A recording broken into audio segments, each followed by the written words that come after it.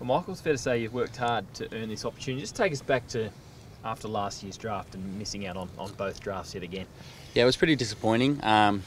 You'd suppose I'd get used to it by now after the 5 years, but yeah, it still hurt. But knuckled down for a couple of weeks, and luckily got a call from the Blues, and they gave me an opportunity to come train, which was not expected, but something that I was so grateful for, and luckily I've been able to take hold of it for now. Yeah. Did you think after that one that this might be it, missing out again?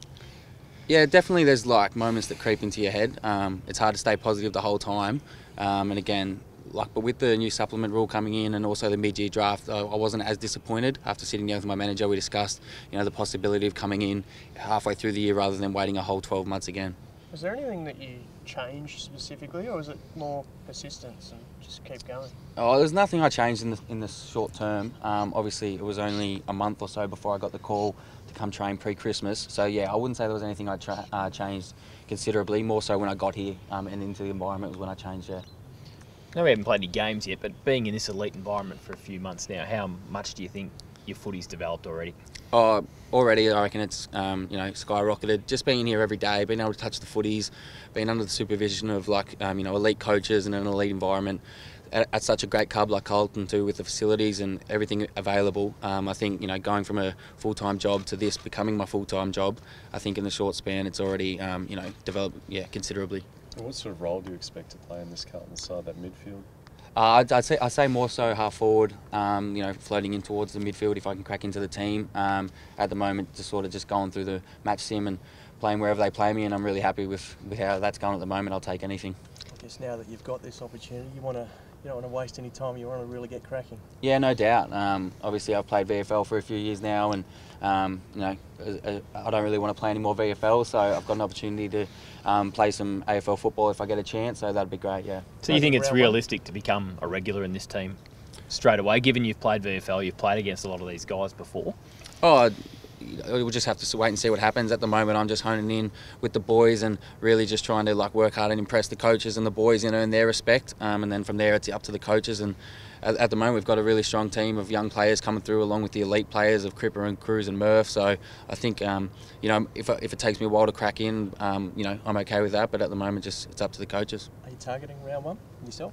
At the moment, I think I'm just going for the JLTs. We have a practice match against Hawthorn. Hopefully I can get a call to play in that game. And then from there, hopefully can get a call to play in the JLTs. And then, after that, set the sights on round one if possible. And what do the coaches want you to work on specifically? They said anything? Just more so at the moment learning the game, learning the game style still. It's been a bit difficult coming in later in the season and completely new role at a whole new different club. So every club has their different languages. So at the moment, just honing in on that. What have your impressions been with Brendan, the coach, and have you been invited to any of his special barbecues? No, I haven't been invited around yet. So, Bolts has been grouse. You can tell that he really cares for the boys, and the way he takes every day. You can just tell that he wants this group to get better, and I think he's doing such a great job at that so far. What was it about the Williamstown program that sort of allowed you to get to this level? Because there was a few other guys, obviously mature age guys, who got picked up.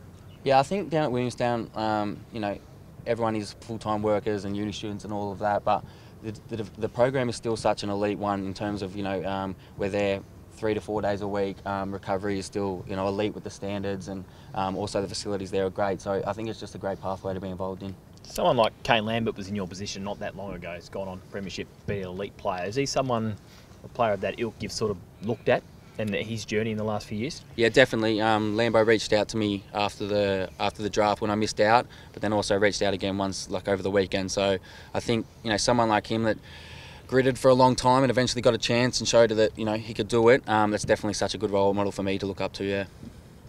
And Matt, talk us through your journey and how you got here. Well, I missed out in the draft, and then just was training at Frankston VFL, and then was just working one day, and then got the call up from my manager saying that I've got an opportunity at Carlton. So how big's the step up been from where you were playing last year in the Tech Cup?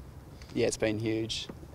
Here full time every day. Been working on the tools for the past 2 years, so it definitely beats that.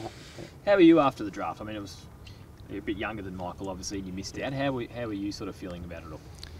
Well, initially, just I guess not hearing your name get called, you think about it for 18 years, I guess, and then not hearing it get called, it hurts a little bit.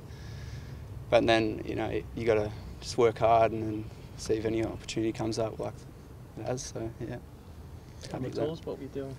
I was carpentry, second year into that. So. Is it a bit easier? Harder? Yeah, I'm loving this, so I prefer to do this. You're a Carlton fan as a kid as well? Yeah, my grandpa played 12 games in the late 50s, so we've all been Carlton fans growing up. So what's it like to finally pull on the jumper like that? Yeah, it feels unreal. Walking around today, trying to take it off. It's awesome. You managed to beat Ed Kerno in the time trial, I understand. Yeah. What's the feedback on that? Ed's not too happy. He reckons he'll get me next time, but I don't know, we'll see. I'm just happy to push him along. And can you talk us through some of what sort of player you are? What are some of your key attributes? You're obviously a runner.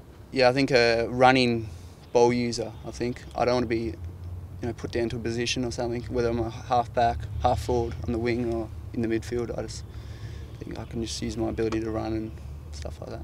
Yeah.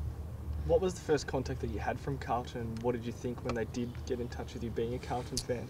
Well, they contacted me before the draft and they kind of, I don't know, they thought they might take me late, but it wasn't to be. And then, and then on the tools, get the call up, so I was bloody stoked. Michael, have you had to put studies or work on hold to take this opportunity? Yeah, just at the start I had to, I was working part-time as a florer, so, and then also university, but university break at the moment, so sorting that out with Carlton at the moment and how we'll go forward with that. But yeah, definitely gave my boss the call the other day just to say I won't be coming back for the next 12 months. What was his reaction? Yeah, it was a bit dirty, but no, he was all right. He actually asked for my little brother's number to see if he'd be able to be available, so no, he'll be all right. Brilliant. Beauty, thanks. Beautiful. Thanks, boys. No Good worries, luck. lads. Good luck.